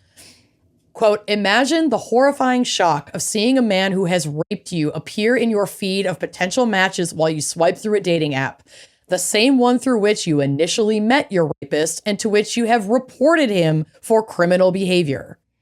That's what multiple women say they've experienced using apps owned and operated by online dating behemoth Match Group, which owns apps such as Tinder, Match, Plenty of Fish, OkCupid, and 41 more services. According to a new report by ProPublica and Columbia Journalism Investigations, Match Group screens for sexual predators on its paid app Match, so they will run people's names on the paid side through that public registry, which Papamechail would have snuck through anyway because he wasn't on the public registry. Right. But they don't do any screening on their free services, allowing sexual predators to create new profiles on these same sites again and again, even in some cases after they have been court ordered not to be on these apps. They'll just be on them under new emails or fake names. The lack of... do better. Everyone just do fucking better. It's so sick. The lack of structured, mandated background checking oversight across apps has left users vulnerable to offenders even after they've been added to state sex registries. In 2011, Match user Carol Markin sued the company after the site connected her to a man who'd been convicted of rape 6 times. This wasn't Papamechail. Convicted 6 times. This wasn't Papamechail. This was someone else. But on there, that is a compulsion. He should not be anywhere near people who can be victimized like absolutely that. not. And if he's been convicted 6 times, he has raped... How many victims does he have? He has raped more people than I think we could ever possibly fucking know. Oh, There's no way. There's no way. On their second date, after she met him on Match, she told police he raped her and she filed charges against him. And then she sued Match for being like, this guy has been convicted 6 times. How is he even fucking allowed to be on here? And they settled with her. They announced that they would be checking subscribers against state and national sex offender registries. But again, if you're like Papamechail and you're not on the public registry, they don't have the manpower You're a ghost. to You're a fucking ghost. submit a detailed background check on every user of their app. They're not going to do that. They're not going to do that. Jesus. But it hasn't extended that diligence to its free apps at all. So that's only for the paid people. They're like, okay, I'm sorry this happened. We'll cross-check all the paid people on the app. But nothing for the free users. In 2016, according to CJI, the Columbia Journalism Investigations, this woman, Susan DeVoe, the woman who died, reported that she was raped on her third date by a man, Mark Papamechail, who she met on Match Group site Plenty of Fish. Papamechail was a 3-time convicted rapist and on the state of Massachusetts registry. The Plenty of Fish service agreement says that it does not conduct background checks on its users. It merely requires that by signing its terms of service, users promise they haven't committed, quote, a felony or indictable offense or crime of similar severity, a sex crime, or any crime involving violence. I promise. The concerns about Papamechail's public visibility are compounded by reports linking him to all these online dating platforms. So, like the woman who got the lifetime restraining order against him, she met him on Plenty of Fish in 2014, and she says she had no idea he was a registered sex offender when they matched. After obtaining her lifetime restraining order against Papamechail following her own trial, Janine Dunphy was convinced that she would see him again on Match Group dating sites, and she claims she was right, spotting him back on Plenty of Fish in the winter of 2016, which is probably around the time he matched with Susan Duveau. Oh my God. She reported his profile after his most recent release, but says she never heard back from Match Group. A spokesperson for Match Group confirmed that they never checked a sex offender registry for one alleged offender who repeatedly appeared on OkCupid after sentencing, despite being on the public registry and prohibited from using dating apps. The same spokesperson also reportedly stated, quote, there are definitely registered sex offenders on our free products. So even Match is like... You should have a whole fucking team of people devoted to this kind of background, very, very basic background How this stuff. read to me is that Match is like, oh yeah, they're definitely going to sneak through on the free product. You should upgrade your product to the paid one. Like it's a talking point to get people to upgrade. To get them to pay. Because then we'll at least run people's names against the public registry. That is so fucked up. I know. I couldn't fucking believe my God. jaw was on the fucking floor. Like nobody gives a fuck. Oh, there's definitely sex offenders on the free version. The spokesperson just said that. Jesus Christ. I can't. So So obviously the situation highlights a significant vulnerability, especially for users unaware that many dating apps do not screen against sex offender registries. I genuinely think that every single person who uses a dating app, I was one of them, should assume that there are no protections being conducted at sign up. So like, if, I understand this is the modern age of dating. This is how people meet each other. I'm not like saying that dating apps are bad. I'm saying that we have to be so cautious and so safe and so diligent when using them because the corporations aren't looking out for you. They're saying or your it. Safety. They're saying they it. Don't, quote, they don't care. There are definitely registered sex offenders on our free products, end quote, period.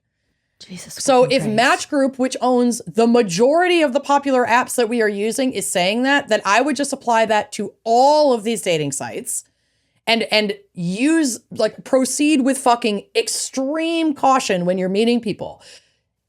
Always tell someone where you're going. Share your location. Like, meet in a public place. Do not go back to people's homes immediately alone. Like, we have to be so fucking careful because predators are everywhere. And corporations don't give a shit about you or your safety. They do not give a fuck. And frankly... And don't talk to cops. Don't talk to cops, but also... It's just so but hard. also do report your rape. I mean, yeah, we want people to feel safe reporting violence and sexual violence against them. Absolutely. Of course. And we also know the statistics of actual convictions or things actually making it to trial. And we know that they are abysmally, embarrassingly, insultingly low.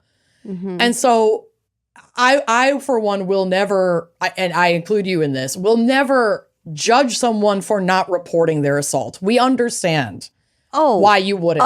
1,000,000,000%. But also like... But it is a step so that, it just sucks to have to be like, okay, well, I probably won't get justice for this, but maybe if there is a record and they find a pattern, then eventually this person could be stopped.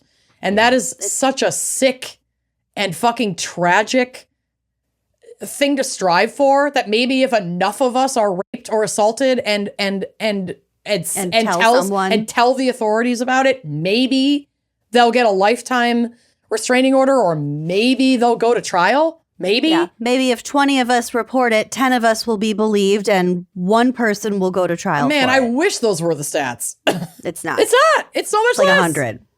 Yeah. Oh, God, it's so sick. So the release of Mark Papamechail, a man with multiple rape convictions due to the tragic death of Susan DeVoe, his fucking victim, underscores the complexities and potential shortcomings of the legal system, coupled with the fact that his name is not publicly searchable on the online sex offender registry. I don't think to this day it is, due to that existing loophole and reports of his presence on free dating apps that do not screen users.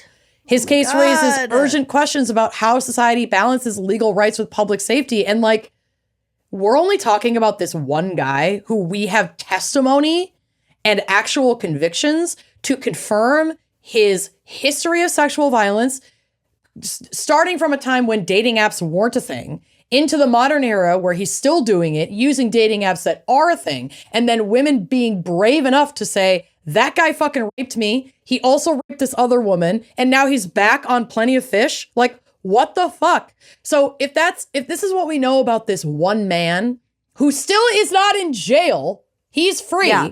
He's good.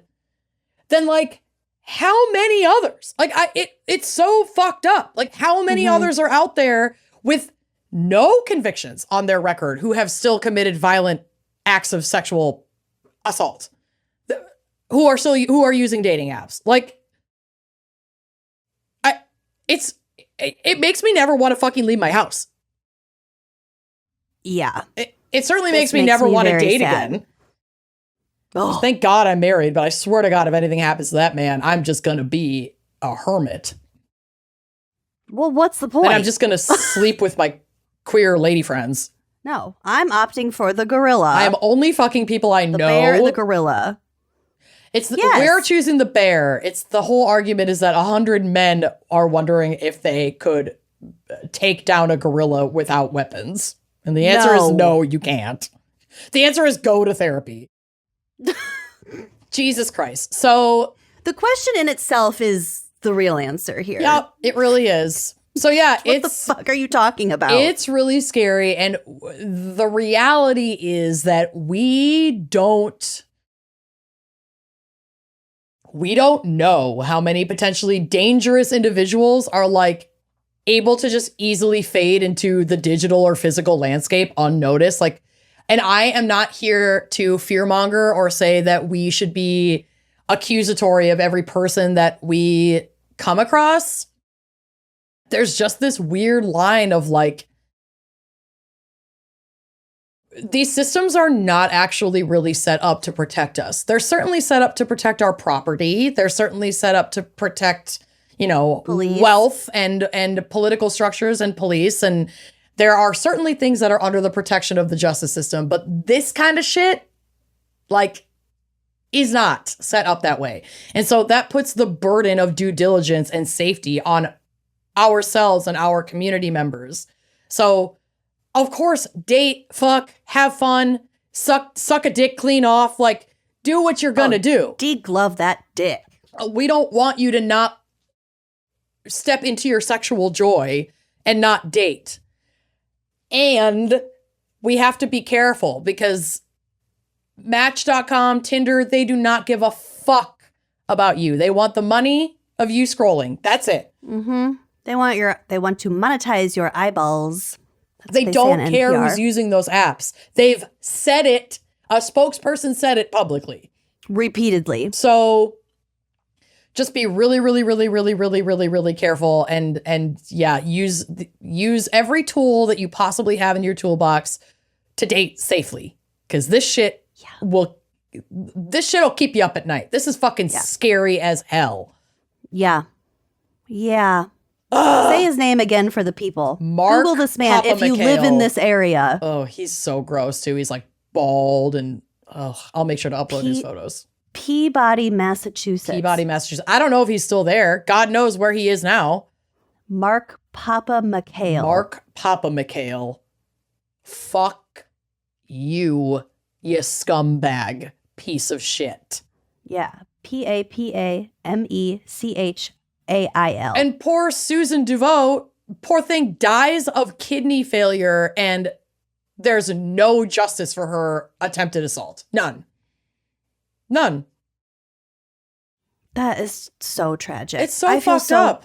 bad for her and her family. I can't even. She has a daughter. I know. Yeah. Anyway. I have to go garden. I know. Ansley, come on. Happy birthday, but I know at the Lord. top I said that this was a really great topic. And now that we're through both it cases. was great. We talked about some very important things. We covered the Japanese dude. Fuck that guy. That was a long time coming because that case is so insane. Ugh. Yuck. Well. Happy birthday, Ansley. I have to go garden. I have to go lower my blood pressure. Yeah, I have to go smoke some weed. We love you. If you want this episode ad-free, please come join us over on Uncorked. We also have our monthly happy hours. We have bonus content like a mansplaining, spooky little bitch, drunk dives.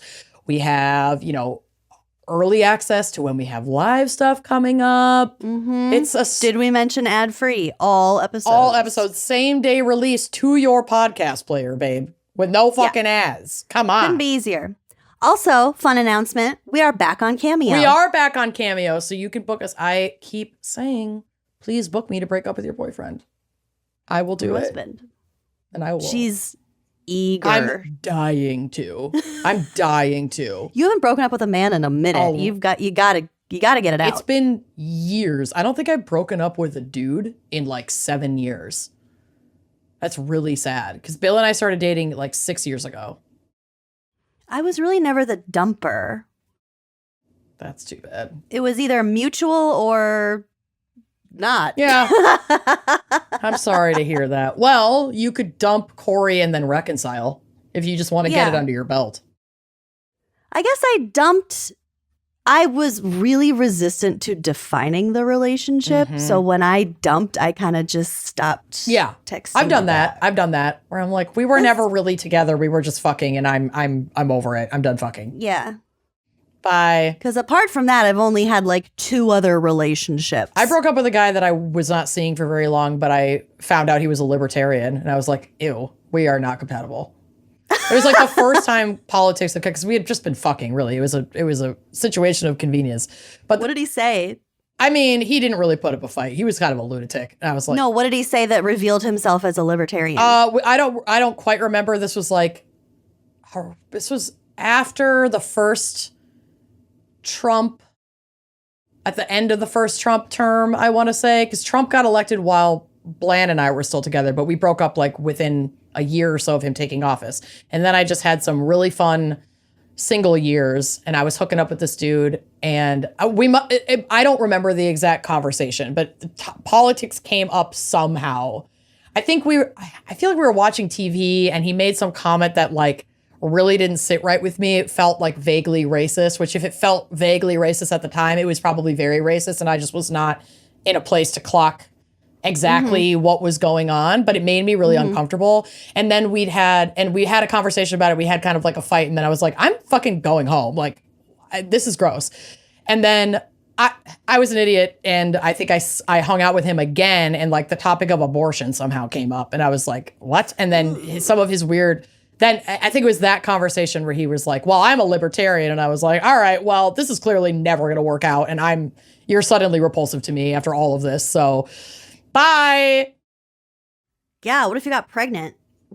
Girl, I have been goalied up like triple down for so long. I don't think. Also, I genuinely don't think my vessel could support life even if I pulled the goalie. And I don't think it has been able to support life for a long time. I can't imagine you going through a full pregnancy with all of your health issues already.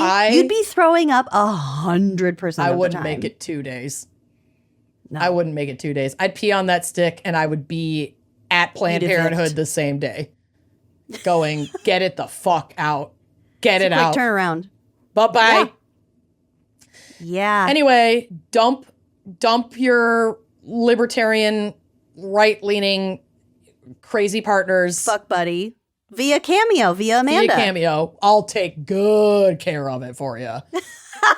We got you. itching to do it. Fucking chomping at the bit to do it. To ruin a man's life. Are you kidding? Yo, man, I love Drew Offwallow so much. I love her if she too. did cameos, people paying her to break up with their boyfriends. You're funny. Oh no, she's the queen. A queen. She's a fucking queen. No, she's incredible. I hope. I mean, she better be rich because she is just so deserving of every fucking penny that comes in and every opportunity that comes into her lap. But until Drew Offwallow can, provide that service for you, I'm here, babes. So tag us in. You're the Temu Drew Offwallow. I am Temu Drew Offwallow. I am white Temu Drew Offwallow for this specific service. For only $30. I'll tear his ass apart. Tear it open. Yeah, just give me a few keynotes and I'm on it. I can't wait. Mama, I'll take care of the rest. Okay, thank you so much for listening. Hopefully we'll see you over on Uncorked and Cameo. And Ansley, well, hope you enjoyed. Nope, just leave it there. Well, see you next week. bye-bye. Get your 2026 calendar sorted, Wine Coven, because the gals are going to Mexico City in January of 2026, and we want you to come along. This trip will be an immersive whirlwind of food, culture, tequila. We will see the works of legendary artists like Frida Kahlo and Diego Rivera. We're going to try our hands at mezcal mixology, stroll historic city streets, and enjoy tacos and tequila like a local. Whether you have visited Mexico City before or it's your first time, it's my first time, it's her first time. This itinerary is designed to pack a lifetime of memories into just 4 colorful, exciting, enriching days with us gals.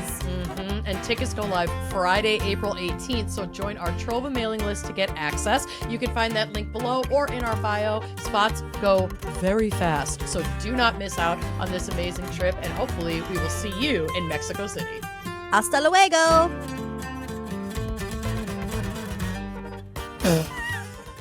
That means see you later. Yeah. Like what you see? Check out more episodes and become a member to unlock exclusive content. Yeah, don't forget to like, comment, and subscribe. Bye.